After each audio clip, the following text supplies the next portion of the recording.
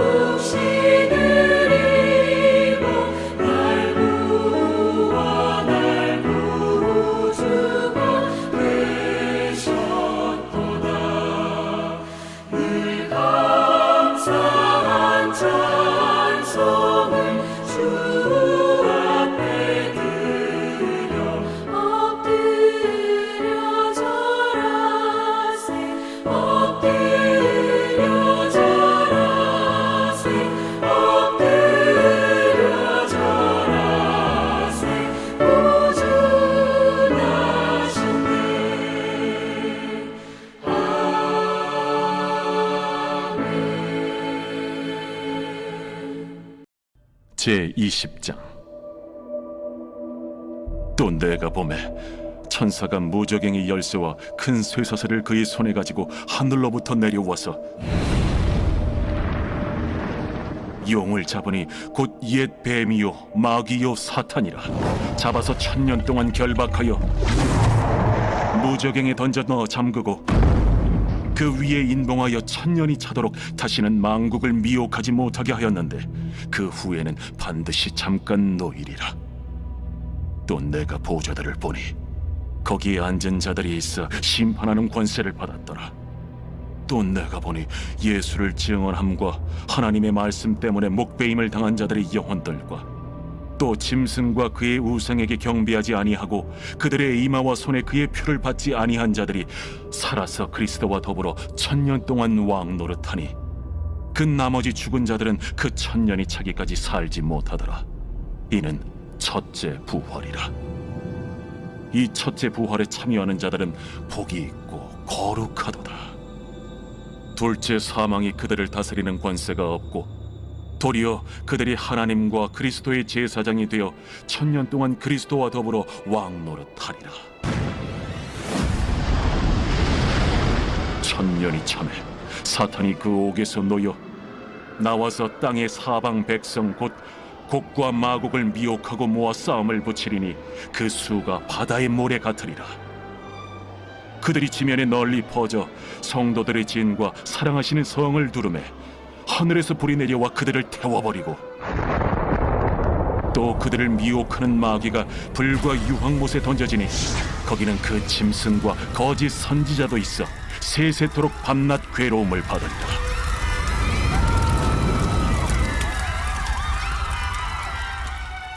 또 내가 크고 흰 보좌와 그 위에 앉으신 이를 보니 땅과 하늘이 그 앞에서 피하여 간데 없더라. 또 내가 보니 죽은 자들이 큰 자나 작은 자나 그 보좌 앞에 서 있는데 책들이 펴 있고 또 다른 책이 펴졌으니 곧 생명책이라. 죽은 자들이 자기 행위를 따라 책들에 기록된 대로 심판을 받으니 바다가 그 가운데에서 죽은 자들을 내주고 또 사망과 음부도 그 가운데에서 죽은 자들을 내주매 각 사람이 자기의 행위대로 심판을 받고 사망과 음부도 불못에 던져지니 이것은 둘째 사망 곧 불못이라. 누구든지 생명책에 기록되지 못한 자는 불못에 던져지더라. 할렐루야.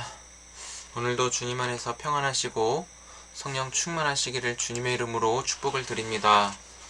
개인적으로 계시록을 읽으면서 느낀 점은 하나님께서 사도 요한에게 보여주신 그대로를 기록하며 우리에게 알려주셨는데 제 눈에는 이런 문구가 많이 들어오더라고요.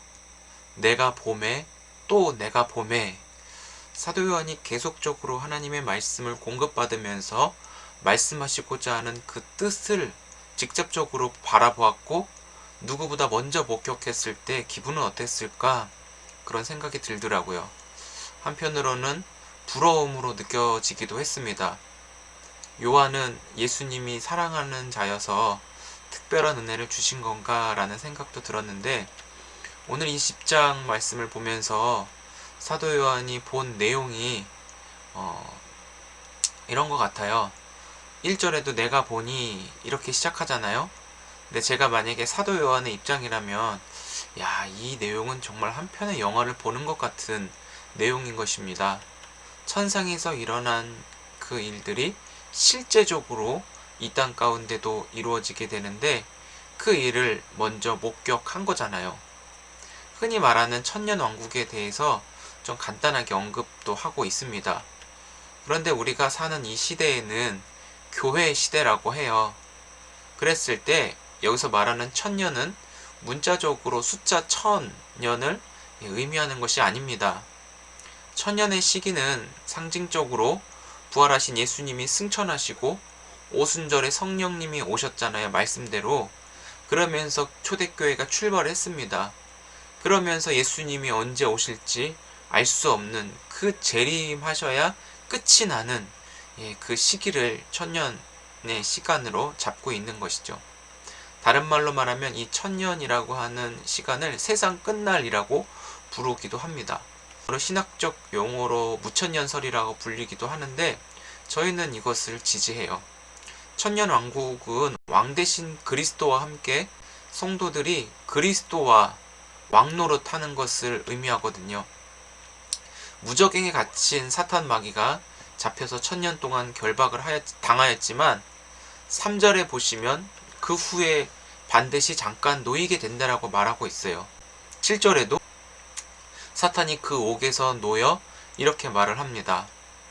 인간의 생각으로는 저 악한 원수 마귀 사탄은 절대로 풀어줘서도 안 되고 영원히 저 지옥에서 고통받고 계속 처박혀 있어야지 어딜 나와, 이렇게 생각할 수도 있는데 말씀을 보니까 잠시 석방을 받은 거예요.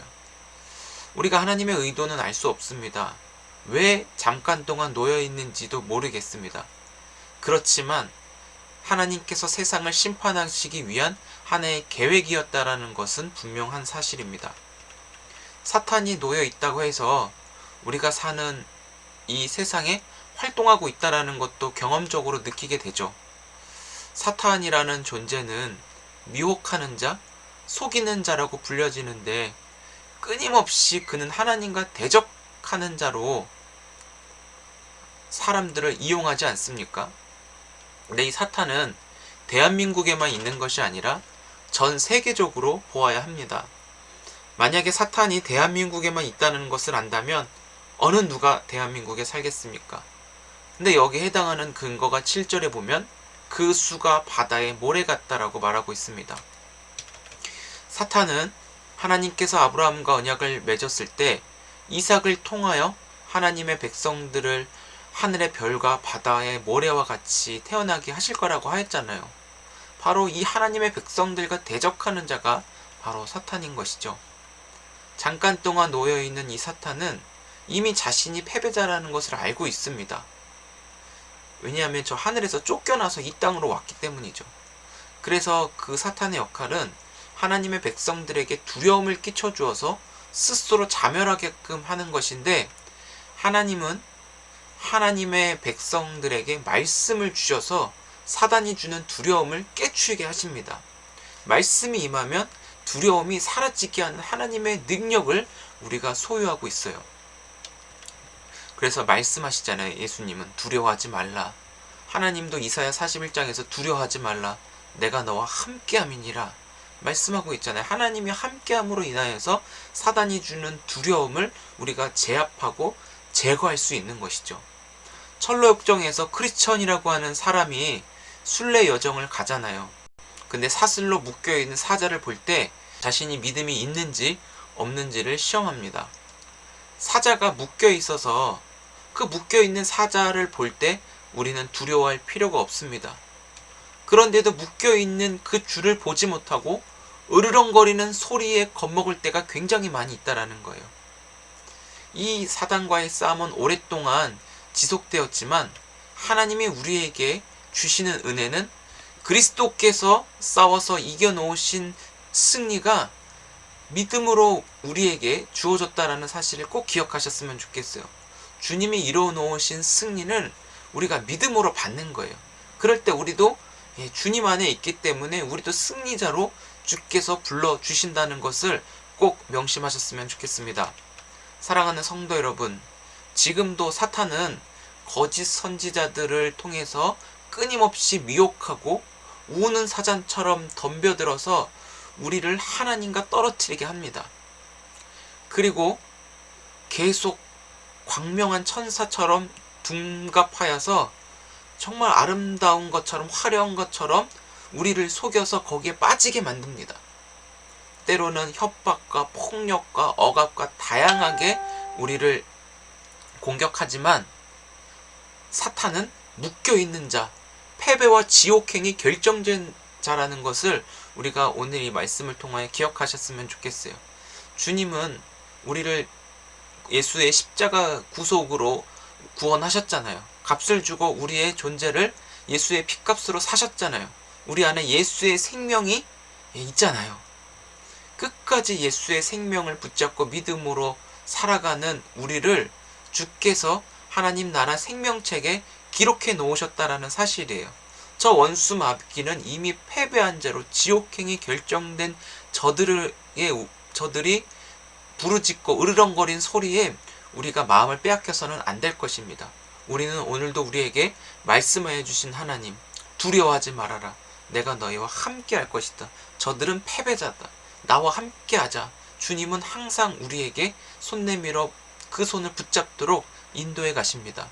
그래서 주님께서 이겨놓으신 승리를 저 묶여있는 저 사탄에게 빼앗기지 않도록 항상 말씀을 듣고 주님의 얼굴을 바라보며 끝까지 주님을 믿는 믿음으로 승리가 계속 이어져 갈 수 있기를, 승리의 찬송이 오늘도 계시는 곳에서 외쳐지기를 주의 이름으로 축복합니다.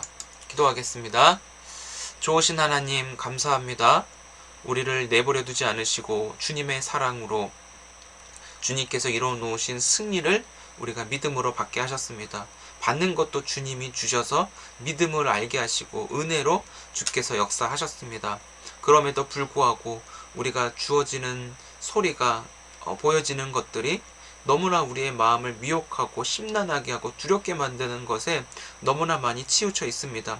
하나님과 멀어져 있고 하나님의 말씀을 듣는다고 하면서도 마음으로는 세상의 염려에 더 많이 빼앗겼던 적이 있었음을 돌아보게 됩니다.